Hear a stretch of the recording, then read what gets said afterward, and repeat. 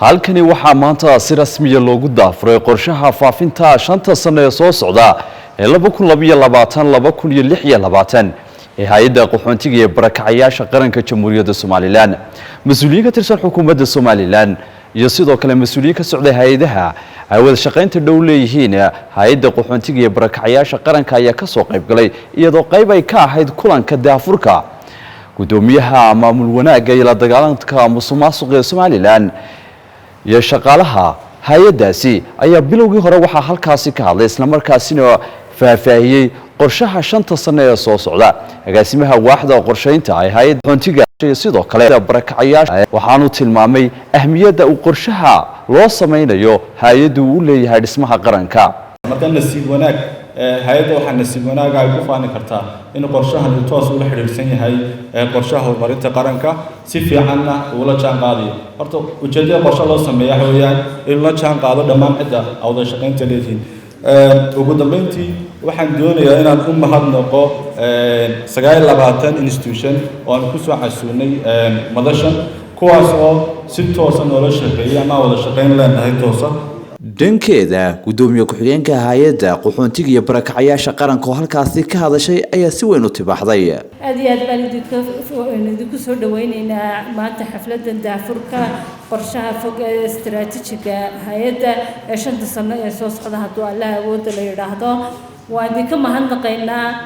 ajiibista aad naga soo ajiibteen idinkoo howlo badan qaranka u haya oo howlo badan idin sugayaan waqtiga aad noo soo horteen aad iyo aad baan idinku mahadnaqaynaa in yar haddii aan dib ugu noqdo hay'adda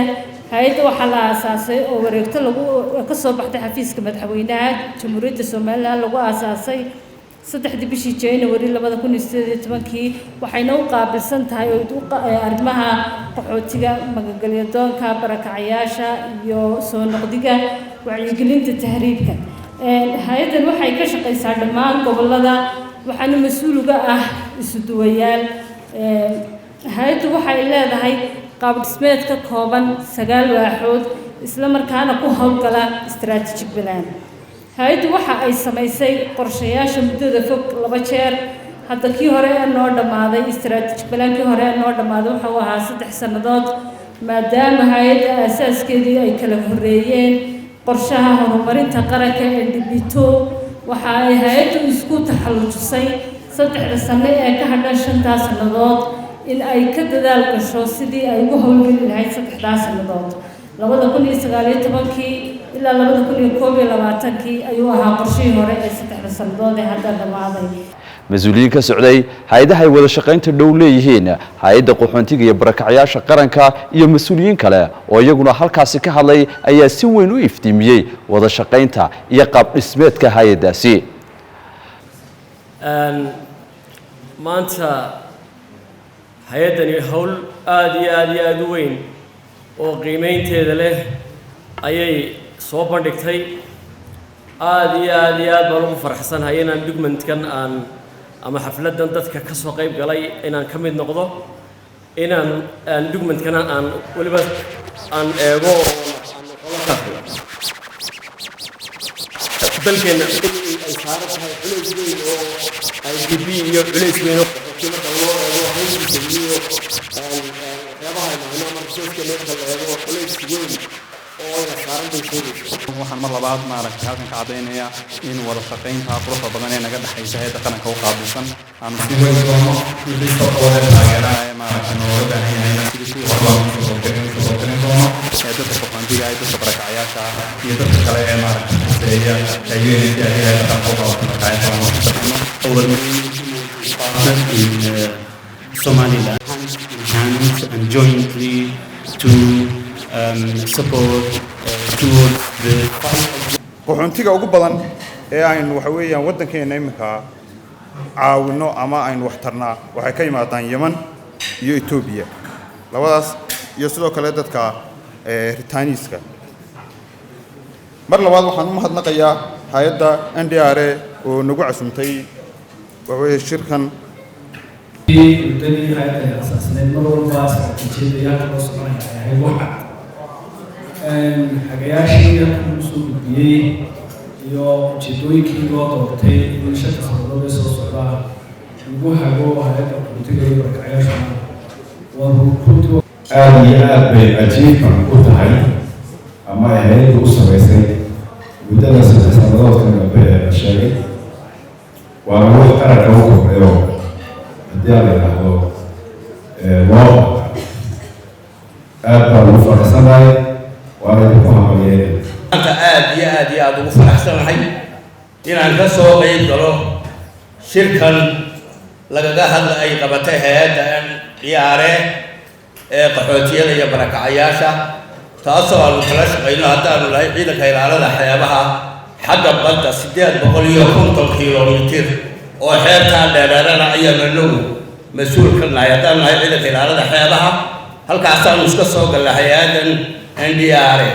wixii qofka isla xidhiidhaya ama maamunaad lagu gaarayo waxaanu qiimaynaa waxa weeyaan siday howlqabadkooda u qabsadaan siday shaqadooda u gudanayaan istaraatiijiyad balaankooda siday u fulinayaan qorshahooda sanadahaas ay u qabanayaan iyo waajibaadkooda shaqo iyo resource-kooda iyo khayraadka ay haystaan horta marka ugu horeysa waxaan ku ammaanayaa xafiiskan shaqada weyn ee ay qabteen ee ah qorshaha maanta halkay kusoo bandhigeen 5 sano qorshahaas oo qorshe aad iyo aad u hufan yahay waa ninka isha mariyey kolley dib u akhriyi doono waa marka koowaad qorshahaas wuxuu xafiiska ku hagay inuu fishigiisii ugu muhiimsanaa gaaro ah in xal waara loo helo dadka barakacayaasha waxaan aad ugu mahadnaqayaa hay-adda barakacayaasha iyo qaxootiga jamhuuriyadda Somaliland oo halkan igu soo casuumtay waxaan ku gabaabinayaa hawsha weynay soo diyaariyeen ee qorshihii 5 sannadood ahaa ee ay ku shaqayn lahayd hay-adda NDRA oo runtii muujinaysa maamul wanaag inaynu hay-adaheenu ay qaran ahaan inaynu qorshe yeelano gudoomiyaha hay'adda qaxoontiga iyo barakacayaasha qaranka jamhuuriyadda Somaliland Cabdikariin Axmed Xinif oo isaguna halkaasi ka hadlay ayaa ku dheeraaday qorshaha 5 sano ee soo socda ee hay'adda qaxoontiga iyo barakacayaasha qaranka waxaan si gaar ah u sii taabanaya anoo dhammaantood wada mahadnaqaya haddana xagga wada shaqaynta haddii cidi dheeraad yar leedahay de waa in la shaqaynta kuwa kale dheer tahay hay-adda UNHCR oo runtii mar walba nala garab taagan taageero wixii aanu uga baahanno qorshaha iyaga 5 sannadoodana gacan weyn ku lahayd kaayagii hore 3 sannadood ahaana gacan weyn ku lahaa qorshaha iyagana waa qorshii labaad aanu samaynay ka hore 3 sannadood buu ahaa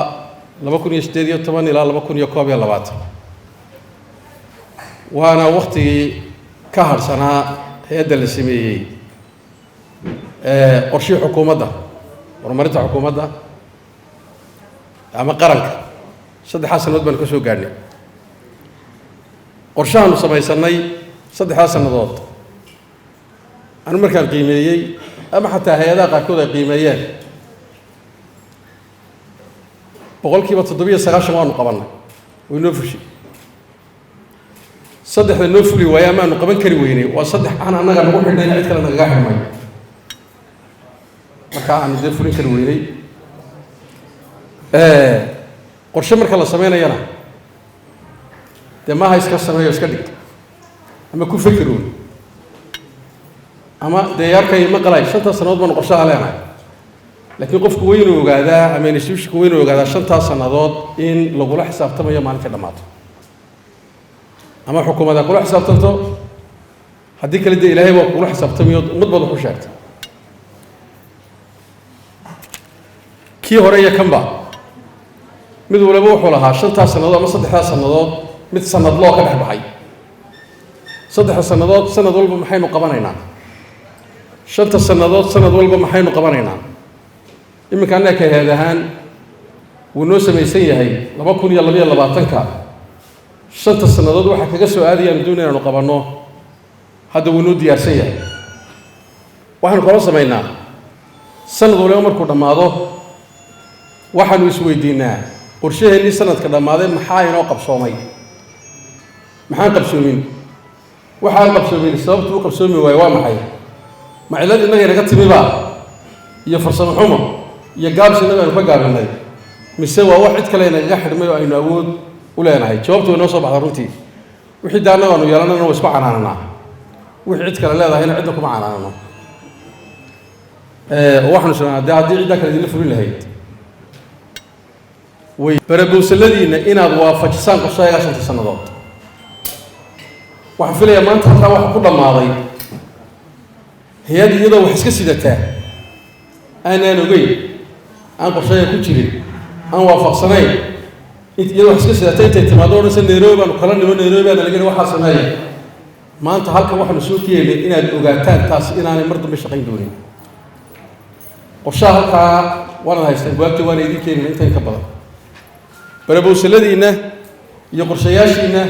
iyo nidaamkiinna iyo waxqabadkiinna waxaanu jecel lahay hay-adu waliba ama UN ha noqoto ama international ha noqoto ama local ha noqoto in barabowsalka ay diranayso ama diyaarsanayso inay waafajiso annaga intana khusaysaa kaayagaa 5 sannadood gabagabadii kulanka daahfurka qorshaha iyo faafinta qorshaha 5 sano ee soo socda ay ku shaqayn doonto hay'adda qaxoontiga iyo barakacyaasha qaranka waxaa halkaasi ka hadlay wasiirka wasaaradda waxbarashada iyo sayniska ee Somaliland Ahmed Maxamed Diriya Tono waxaanu tilmaamay imika qorshaha waxa loo dejiyay qaxootiga iyo barakaca horta waxaan filayaa in waxaan doonayaa in intaa ku darsado hay'addu way mahadsan tahay qorshihii bay dejiyeen lagu horumarin lahaa guddoomiyuhuna imika weyna dhiiri geliyo wuxuu yidhi qaxootiga iyo barakacyaashana aynu wuxuu qabanno laakiin dee inaan u yeedhanin inaan qaxooti iyo barakac noqdo hadduu muwaadin yahayna wasaaradda ka mas-uula hadduu qaxooti yahayna wasaaradda ka mas-uula hadduu barakacayna wasaaradda ka mas-uula Khalid Fantastic Television ka Ariel Hargeysa